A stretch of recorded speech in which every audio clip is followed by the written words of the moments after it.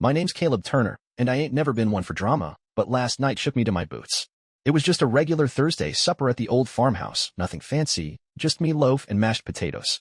My stepmom, Darlene, had called us all to the table. She's been hitched to my pops, Henry, for nigh on 3 years now, ever since my ma passed from a bad bout of pneumonia.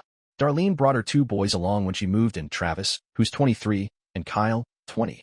Me, I'm 27, and I've been sticking around the house to keep an eye on Pops after he took a nasty fall last summer and messed up his hip real bad. That old place, it's been in our family since my great-grandpa built it, and it's got Ma's touch all over it. Her quilt rack still sits in the living room, collecting dust. Things ain't been easy since Darlene and her boys showed up. There's always been this tension, like a rope pulled too tight, but I figured we'd muddle through. Last night, though, that rope snapped. I was sitting at the table, scrolling through my phone, checking some emails for my mechanic gig. I fix cars down at Rusty's garage, and I'd been working on a big job for a guy who needed his truck running by morning. Darlene's voice cut through the air like a rusty saw. "Caleb, put that dang phone down. We're eating here." I started to set it aside, but Pops piped up, his voice gravelly but firm. "Leave him be, Darlene. He's working hard, keeping things going." That's when Darlene's face twisted up, not mad exactly, but something colder. She set her fork down real slow, like she was setting a trap. "Working hard? Caleb's just a leech, Henry. Sitting around in that big attic room all day, sucking up space we could use proper." The room went quiet as a graveyard. I kept my eyes on my phone, fingers stuck like they was glued to it. Travis jumped in quick. "Yeah, Ma's got a point. Kyle and me, we're crammed in that little bedroom downstairs while Caleb sprawled out up there like some king. We could turn that attic into a gym or something." Kyle nodded, chewing his meatloaf like he was plotting. "We're starting trade school soon. Need a place to study, not just his junk cluttering everything." I didn't say a word, but my brain was spinning like a tire on ice.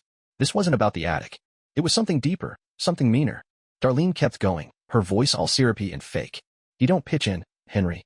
Me and the boys, we're scrubbing floors, cooking supper, hauling trash. What's Caleb do? Tinker with cars and hide upstairs." I could have told her I pay the electric bill, mow the yard, and fix every dang thing that breaks in this house, including Pop's old truck so he can get to the dock. But I held my tongue. Ma always said, "Caleb, let folks talk themselves out. They'll show you who they are." "We ought to talk this over as a family," Darlene said, grabbing Pop's hand like she was some saint. "The boys need room to build their futures. Caleb's a grown man. He can fend for himself." I looked up then, straight into her eyes. She smirked, but it wobbled when I didn't blink. After supper, I heard them whispering in the kitchen, Darlene and her boys, giggling like kids with a secret. I went for a glass of water and caught bits of it. "Won't be long now," Darlene said. "Gotta play it smart with the will and all." This morning, I caught Travis poking around my attic room, saying he needed a hammer. But I saw him shove my desk drawer shut fast. When I checked later, Ma's old papers, stuff about the house title and Pop's savings were all jumbled up. Now I'm sitting in my truck, parked out by the creek a mile from home, typing this out on my phone. Something's rotten here, and it ain't just last night's leftovers. Pops has been real foggy lately, leaning hard on them pills Darlene hands him. And after that supper, him not sticking up for me like he used to? That ain't my Pops. I'm keeping my mouth shut for now, watching close. Ma always told me, "Trust your gut, Caleb. It'll steer you right." I got a buddy who's a cop, thinking I might give him a holler tomorrow, just to chew the fat. Maybe I'm jumping at shadows, but Darlene calling me a leech didn't feel like just a jab. It felt like she was lining up her next shot. I ain't leaving that house, it's Ma's legacy, and I swore to her I'd look after it. I'll figure this out, one way or another. Gotta head back now before they notice I'm gone. I'll keep you posted. I'm Caleb Turner, and after that supper last night, I ain't been able to shake this feeling that something's off, like a bad vibe you get when a storm's brewing but the sky's still clear. I got back to the house after typing that last bit in my truck, parked it quiet like by the barn so Darlene and her boys wouldn't hear the engine. The old farmhouse was dark, save for a flicker of light from the kitchen. I slipped inside, keeping my boots soft on the creaky floors Ma used to polish every Sunday. I could hear voices, Darlene's sharp whisper cutting through the stillness, Travis and Kyle mumbling back. I didn't catch much, just stuff like, "Gotta move quick," and "He's too nosy." My gut twisted up tighter than a rusted bolt. This morning, things got weirder.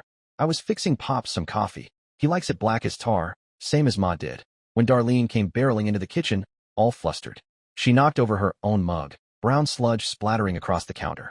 "Dang it," she hollered, grabbing a rack. "Henry's shed needs sorting, Caleb. You just gonna stand there?"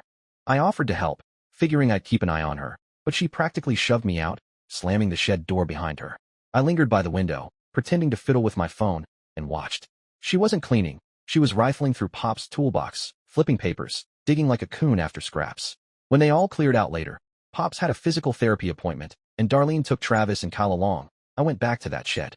It's a rickety old thing, full of Pop's fishing gear and Ma's canning jars she never got around to using up. Something was off right away. The workbench was a mess, drawers half open, papers scattered like a twister hit. I started straightening up, and that's when I found it. A beat-up envelope tucked behind a stack of old license plates. Inside was a pile of stuff that made my hands go clammy. Bank records I ain't never seen, a loan application with Pop's name on it, and some divorce papers. Not just one set. Neither. There was 3 of them, all from Darlene's past. She'd been married 4 times before Pop's, each one to some poor fella who'd lost his wife not long before. Every marriage ended with the guy broke as a busted fence post. I stood there, heart thumping like a jackhammer, flipping through it all. There was more. Clippings from newspapers, yellowed and crisp, obituaries of women who'd died sudden, followed by wedding announcements with Darlene's name. Sometimes she was Darlene May, sometimes Darla Jean, but it was her. All right, same sharp chin in the photos. I pulled out my phone, snapped pictures of every page, then stuffed it all back where I found it. Careful as Ma taught me when I'd help her sort the pantry. Details everything, she'd say. Just as I finished, I heard the gravel crunch outside. Travis and Kyle, back early. Ma says we gotta push harder, Travis was saying, his voice low. Pops is asking about his truck payment again. Kyle grumbled back. Couldn't find that title in Caleb's room. He's always up there, the jerk. But Ma says once the loan's through, he's out of here. I froze, ducked behind the workbench, holding my breath till they stomped inside the house. My mind was racing, piecing things together I should have caught months ago. Pops scratching his head over missing bank statements. Darlene always helping with his checkbook, her boys asking weird questions about the farm's value. I made some calls after that. First to the bank. Turns out someone's been trying to pull money from Pop's account, but they keep getting blocked cause he's gotta show up in person. Then to his doc's office. They wouldn't spill much, but they said his next therapy ain't till next week. So where'd Darlene haul him off to today? I grabbed my keys, drove around town, checking banks. Found him at the second one, through the big glass window. Darlene hovering over Pops while he sat with some suit, looking lost. I strolled in, casual as you please, like I was there to cash a check. Darlene's eyes went wide, then narrowed to slits. Caleb? What are you doing here? Just checking on Pops, I said, plopping down beside him. We're fixing your retirement stuff. Huh? Darlene said you didn't need me along. Pops blinked, confused. I'm fine, Caleb. Darlene's just, she cut in fast. Henry's tired. We'll finish this later. She started gathering papers, but I glimpsed one, a loan against the farm, way more than it's worth. Back home, the mask was off. Darlene cornered me in the hall after Pops hit the hay. You're poking your nose where it don't belong, she hissed. Pops signed it all over already. You can walk away easy, or we'll make it hard. I didn't bite, just pulled out my phone, played a clip I'd recorded of her boys talking about the loan. Her face went white. That's dirty pool, she spat. So's messing with an old man's head and his land. I shot back. She stormed off, but not before muttering. You're too much like your ma. Always sniffing around. That stuck with me. Ma? What did she know about Ma? I'm holed up in the attic now, door locked tight. Got a call set with a lawyer tomorrow, just fishing for advice, but my gut's screaming I ain't overreacting. Something about Darlene's sneer when she said leech last night. It wasn't just words. It was a shove, and I'm starting to think this game's been going longer than I knew. I'll keep watching, keep quiet, like Ma taught me. Pops is safe for now, but I ain't sure how long that'll last. I ain't slept a wink since Darlene dropped that line about my ma last night. It's like a burr stuck in my sock. Can't shake it, can't ignore it. After she stormed off, I locked myself in the attic, sitting there with my phone, replaying that recording of Travis and Kyle plotting about the farm loan. My head spinning with what I found in Pop's shed, those divorce papers, bank records, and newspaper clippings showing Darlene's trail of broken men. It's like she's been running the same playbook for years, and now she's got her sights on us. But that jab about Ma, that's what's gnawing at me most. This morning, I was up before the roosters, creeping downstairs to make Pops his coffee. He's been real off lately, forgetful, shaky, not himself. Darlene's always hovering, shoving pills in his hand, saying it's for his hip and his nerves. I figured I'd keep him close today, see what's what. While I was pouring his cup, I heard a thump from the back porch. Darlene, tripping over a chair, cussing up a storm. She was carrying a box of Pop's old files, stuff from his desk in the den. What a mess, she yelled, brushing dirt off her jeans. I'm sorting this junk out. Henry don't need it no more. I stepped up, casual-like. Need a hand. She glared at me like I'd spit in her oatmeal. No, Caleb. Stay out of it. I didn't push, just watched from the corner of my eye as she hauled that box to the garage. She wasn't sorting. She was hunting, digging through papers like a dog after a bone.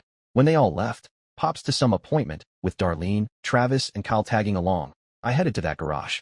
The box was still there, half open, spilling out letters and receipts. I started poking around, and Lord Almighty, what I found made my stomach drop like a bad clutch. There was a stack of medical bills, not Pop's, but Ma's, from her last months. Under that, a little notebook, Darlene's handwriting scrawled across it. Dates, pill names, doses. Then, clipped to the back, a photo of Ma's obituary, right next to a marriage notice for Darlene and Pops, dated 6 months later. My hands were trembling as I snapped pictures of it all, every page, every line. Ma's bill showed she'd been on some heavy meds before she passed, stuff the doc said was for her lungs. But Darlene's notebook? It listed different pills, stronger ones, with notes like up the dose and watch for shakes.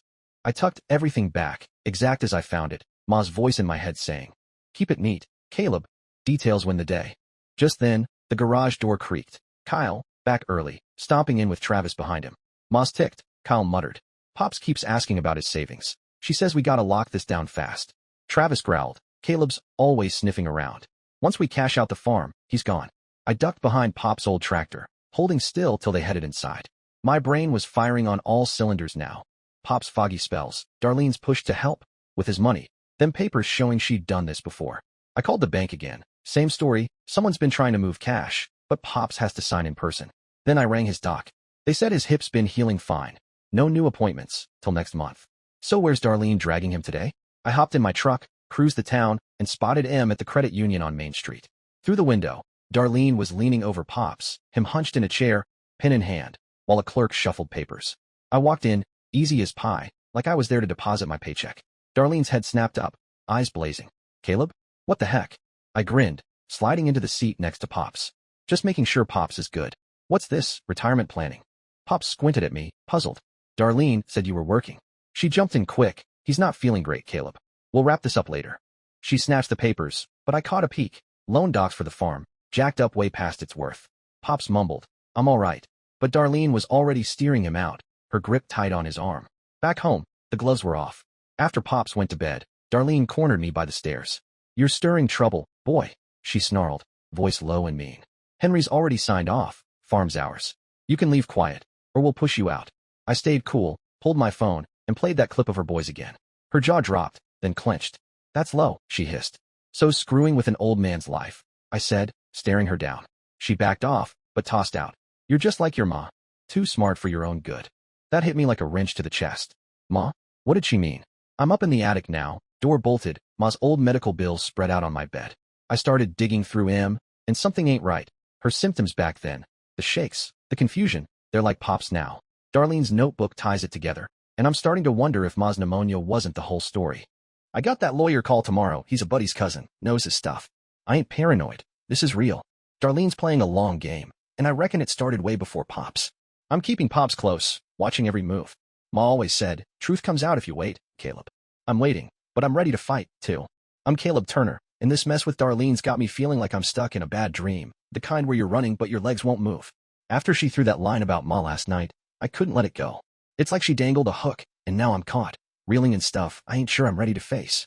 I spent half the night up in the attic, poring over Ma's old medical bills and that notebook of Darlene's I found in the garage. Them pills she'd scribbled about, the ones that didn't match Ma's prescriptions, they're the same kind Pops has been swallowing lately. My gut's telling me this ain't no coincidence. This morning, I was downstairs early, frying some bacon for Pops. He's been looking rough pale, hands jittery, like he's lost in his own head. Darlene's always there, pushing his pills, saying it's for his hip and his spells. I figured I'd switch things up today, keep him off her radar. While the grease popped in the pan, I heard a crash from the den. Pop's old filing cabinet toppled over. Darlene came rushing in, face red as a beet. "Dang thing's a hazard," she snapped, kicking at the drawers. "I'm cleaning this junk out. Henry don't need it cluttering his mind." I stepped up, easy like. "I'll help, save you the trouble." She shot me a look that could have peeled paint. "Back off, Caleb. I've got it." I didn't argue, just hung back and watched. She wasn't cleaning, she was tearing through files, tossing stuff aside like she was on a mission. When they all headed out, Pops to another doctor's visit, with Darlene and her boys in tow, I went straight to that den. The cabinet was a wreck, papers everywhere, but I spotted something wedged under the bottom drawer, a little metal box, rusted shut. I pried it open with a screwdriver, and what I found made my blood run cold. A stack of letters from Ma to Pops, dated right before she passed, and a pharmacy receipt with Darlene's name on it, from 6 years back, before she even met Pops. The letters were short, Ma's handwriting shaky but clear. "Henry, something's wrong," one said. "I found papers, she's not who she says. Keep Caleb safe." Another read, "Check my pills, don't feel right." That receipt? It was for meds like the ones in Darlene's notebook, stuff Ma shouldn't have been taking. I snapped photos of it all, hands shaking so bad I nearly dropped my phone, then hid the box back where it was. Ma always said, "Cover your tracks, Caleb, don't let him see you coming." Then I heard the truck pull up, Travis and Kyle, "Back too soon." "Ma's freaking out," Travis muttered, lugging a bag inside. Pops asked why his savings account's low. She says we gotta finish this quick. Kyle griped, Caleb's always around, can't get to his stuff. Ma says the loan's close, though he'll be out soon. I ducked into the hall closet, barely breathing till they shuffled off. It's all clicking now. Pop's memory lapses, Darlene's grip on his finances, them papers proving she's done this before. Ma knew something, and I reckon it cost her. I called the pharmacy on that receipt, old place out in Bentonville.